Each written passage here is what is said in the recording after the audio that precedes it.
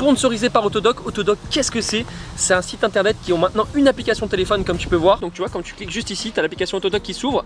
Tu as toutes les voitures qui sont enregistrées, donc tu peux enregistrer tes voitures si tu en as plusieurs. En l'occurrence là, j'ai ma C63, ma GTR et ma Classe A. Et par exemple, si tu vas sur le Classe C, tu cliques dessus et en fait tu as vraiment toutes les pièces pour ta voiture. En fait, c'est ça qui est cool. Donc par exemple, on va dire que je dois changer mes plaquettes, je fais dans freinage, dans plaquettes de frein et voilà, il me propose essieu avant, essieu arrière. Tu as toutes les marques de plaquettes différentes et tu as aussi les marques Brembo, donc qui sont les marques d'origine qui sont installées sur les C63. Donc tu as aussi de l'origine. Et ce qui est cool, c'est qu'en fait, grâce à cette application, c'est super simple d'accès. Tu peux suivre ta commande hyper facilement parce que quand tu passes une commande, tu as tout qui s'affiche sur l'application. En plus de ça, tu as accès à toutes les pièces, vraiment. Regarde, tu as vraiment tout, de la carrosserie, etc. Tu as vraiment tout pour ta voiture. La commande est expédiée rapidement. En plus, avec le code promo G3 Adrien, tu as 2% de remise sur ta commande. Donc si tu fais une grosse commande, c'est hyper intéressant. En plus, les amis, si vous savez pas quelle pièce choisir, vous pouvez contacter Autodoc via l'application directement. Et il y a les experts d'Autodoc qui vous donnent vraiment tous les conseils sur quelle pièce prendre pour votre voiture. Et ils vous trouveront le meilleur compromis pour votre voiture. En plus, ce qui est bien, les amis, c'est que vraiment c'est super facile d'accès à Autodoc.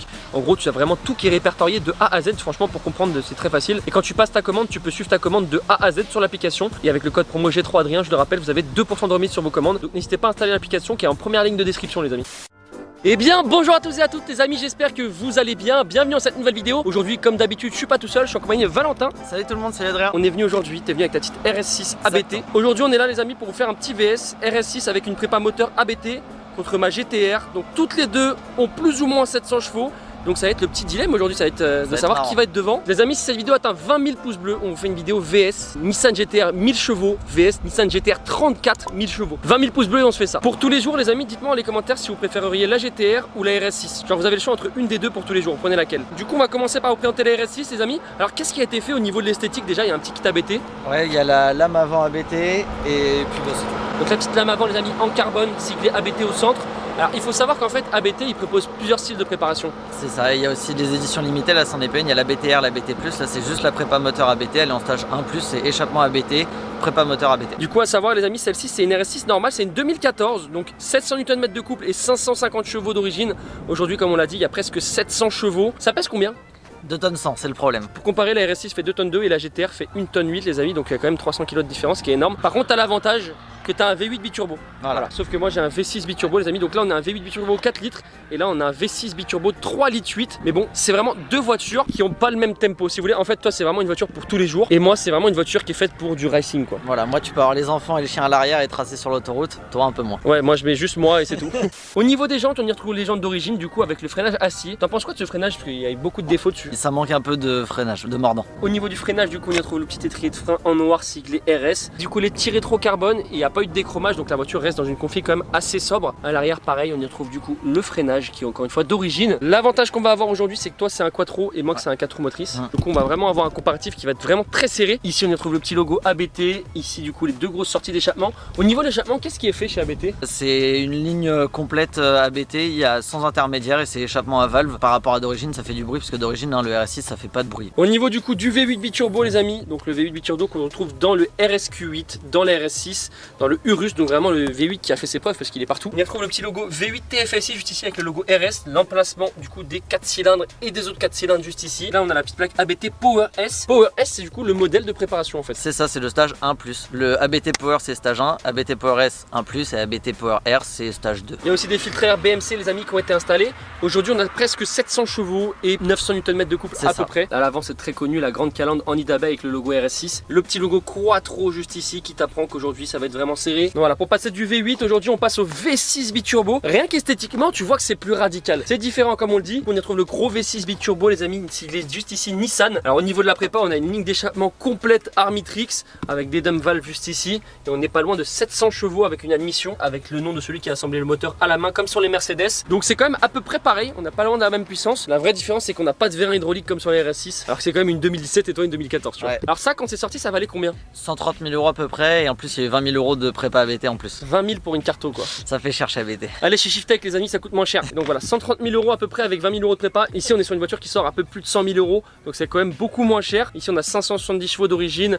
Ici on en a 550. Pour moi la GTR c'est le meilleur rapport qualité-prix. Certes les boîtes de vitesse comme certains disent des fois sont pas très fiables. Après ça dépend de tout. C'est comment tu utilises ta voiture en fait. Ensuite au niveau des jantes les amis on y retrouve du coup les jantes d'origine. Esthétiquement il n'y a rien qui a été fait sur la voiture. On a le gros étrier de frein siglé Nissan Brembo juste ici. Sur les GTR il n'y a pas de céramique à part sur les Nismo. Donc là on est à peu près équitable niveau freinage en fait. On est On pas va mal. voir ce que ça donne du coup. À l'arrière, pareil, t'as un énorme disque. Au niveau de l'arrière de la voiture, c'est là où tu vois c'est très radical avec ce bel aileron couleur peinture avec le logo Nissan, les feux qui ont été légèrement teintés. On y retrouve du coup les grosses sorties d'échappement Armitrix parce qu'il y a un échappement complet Armitrix en inox. La partie plastique du diffuseur a légèrement fondu à cause des flammes. Et ici du coup tu retrouves la partie du diffuseur qui est en carbone. Ici c'est une vraie pièce carbone d'origine. Pour ce qui est de l'intérieur, quand on rentre dans la voiture les amis, dans la RS6, tu vois que c'est quand même beaucoup plus classe que dans la GTR. Déjà tu retrouves un pack carbone complet avec du cuir un petit peu partout. Les enceintes Bose, on y retrouve du coup les sièges sport avec le petit logo RS6, mais ça se voit que ça reste globalement très confortable. Quand tu rentres dans la voiture, tu retrouves le volant qui est complet en cuir avec les palettes qui sont en plastique encore depuis des années, on le dit toujours, mais les palettes sont encore en plastique sur des RS6. Au niveau des fonds de compteur, on y retrouve le rupteur qui est à peu près à 7000 tours, le compteur qui est siglé jusqu'à 320 km/h, toute la console centrale qui est en carbone. Là tu retrouves le petit bouton ABT Start and Stop, donc pour démarrer la voiture. Voilà ce que ça donne de l'intérieur les amis. Ça claque bien comme il faut.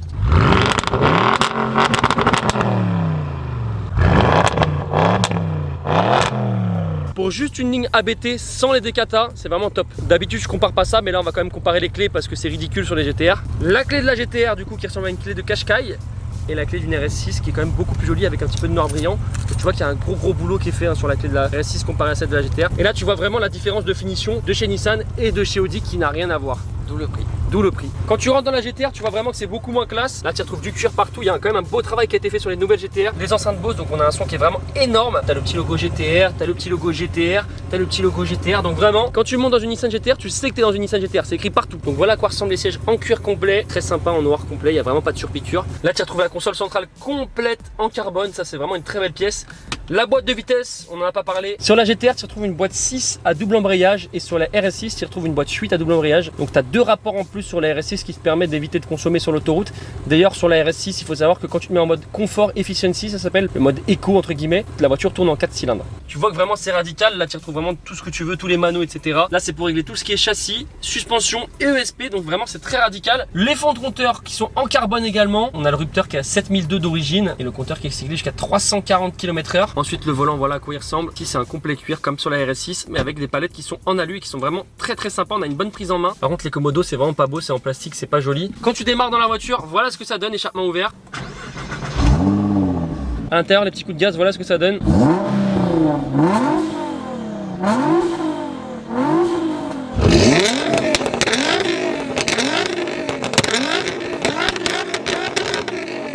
Bon les amis, on se retrouve du coup dans la voiture maintenant. On va mettre tout en sport, c'est parti. Châssis sport, ESP sport et suspension en sport, on est good. La RS6 va se passer à côté de moi, on va faire un petit test de 0 à 100. On va voir qui arrive le premier au bout de la ligne droite. Les amis, c'est parti, on va faire le premier test.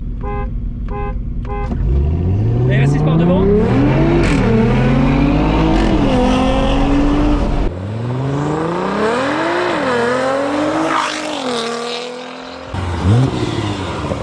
Comme vous avez pu voir les amis, la RS6 elle part un peu plus fort à bas régime, mais dès que la voiture reprend le couple, la GTR repasse devant. Il a un peu plus de patates à bas régime, mais après on remonte directement. Maintenant on va faire le test du départ lancé en deuxième à 30 km/h, voir qui a plus de couple à bas régime. Les amis, là on va faire le départ lancé en deuxième à 30 km/h contre la RS6. On va voir ce que ça donne, qui a le plus de couple en bas régime. Let's go!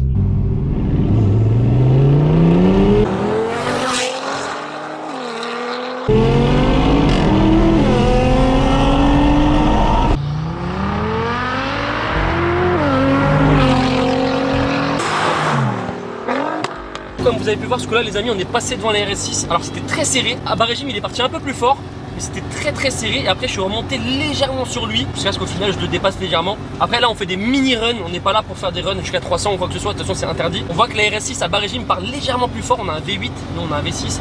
Et dès que le couple se prend dans la GTR, c'est directement la GTR qui reprend. Bon les gars, du coup là il nous reste le test du freinage à faire. Il faut juste savoir quand même que la GTR fait quand même 300 kg de moins que la RS6. Du coup test du freinage les amis, 50 km/h. Voilà, je suis à 50 piles. On va piler, on va voir qui s'arrête en premier. Du coup les gars, on vient de faire le test du freinage. Comme vous pouvez voir, la RS6 s'est arrêtée avant la GTR. Il y a 300 kg de plus, mais la RS6 s'est arrêtée un petit peu avant. On a vraiment pilé, on a écrasé. En fait, ce qui est impressionnant, je sais pas si vous vous en rendez compte, 50 km/h les amis, on a pilé de là, on s'est arrêté genre 3 mètres plus loin. C'est ça qui est vraiment impressionnant. Voilà où s'est arrêté la RS6 et voilà où s'est arrêté la GTR. Il y a quand même une belle différence, alors que cette voiture fait quand même 300 kg de plus que celle-ci. Les amis, on va faire le dernier test, départ lancé à 70 km/h en troisième, voir qui part le plus fort sur le bas régime mais à haute vitesse. En 3 à 70 les amis. Allez, c'est parti.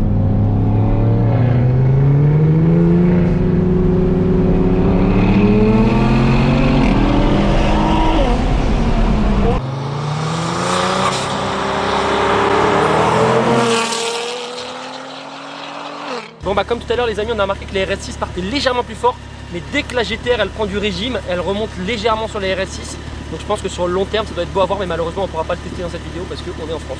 Bon les amis, test terminé. Alors t'étais surpris toi ou pas? Un peu déçu, un peu déçu. En fait tu pars plus fort à bas régime, mais après je remonte légèrement sur toi. On a le même nombre de chevaux mais tu fais quand même 300 kg de plus, faut pas l'oublier. T'es une fusée. T'inclines aujourd'hui. Ah voilà, clairement. Si les gens veulent te suivre sur Instagram, Et bah c'est en noir et blanc. sur Instagram ça fait juste en dessous, pensez à le suivre. Je vous les remonte encore une fois les amis, elles sont vraiment très jolies. D'ailleurs dans les commentaires dites-moi si vous étiez épaté du résultat ou si vous vous y attendiez. On rappelle que si cette vidéo atteint 20 000 pouces bleus les amis, vous entendez bien 20 000, on fait Nissan GTR 35 1000 chevaux vs Nissan GTR 34 1000 chevaux. Donc pensez à mettre un petit pouce bleu, ça coûte rien. Pensez à me suivre sur Instagram, il s'affiche juste en dessous, c'est G3 Adrien avec 2 i. Et puis sur ce les amis, Valentin, ciao tout le monde, bye bye.